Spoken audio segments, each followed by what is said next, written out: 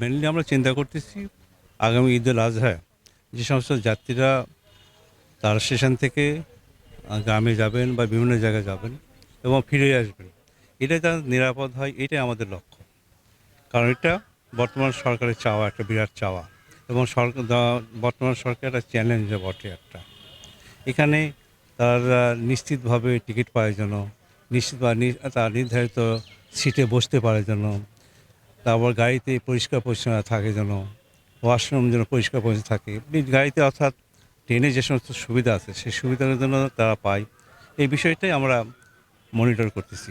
পাশাপাশি যে ওয়ার্কশপে বা বিভিন্ন জায়গাতে যে সমস্ত কোচ ইঞ্জিন মেরামত চলতেছে, সেটার জন্য যত্নের সহিত ঈদের আগে তারা বের করতে পারে এবং সেটা যাত্রীদের জন্য কাজে লাগাতে পারে।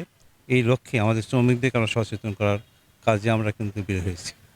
এমনি আজকের যে মিটিং এখানে হলো চট্টগ্রামে, এমনি এই আকারেই আমরা রাজশাহীতে জিএম অফিসে একটা আমরা মিটিং করেছি। বিভিন্ন কর্নারে আমাদের যে সমস্ত শাখা রয়েছে সেই শাখার নেতৃবৃন্দ এবং কর্মীদের আমরা উৎসাহিত করতেছি বর্তমান সরকারের হাতকে শক্তিশালী করার লক্ষ্যে এবং জনগণের পাশে দাঁড়াতে। জনগণ যাতে অতীত সরকার চেয়ে বর্তমান সরকারের জনপ্রিয়তা এবং তারা উপকৃত হচ্ছে, এটা আমরা উপলব্ধি করার জন্য আমাদের সচেতন আজকে আমরা বের হয়েছি। আমার নাম মোহাম্মদ রফিকুল ইসলাম। আমি বাংলাদেশ জাতীয়তাবাদী রেল শ্রমিক দলের কেন্দ্রের প্রেসিডেন্ট।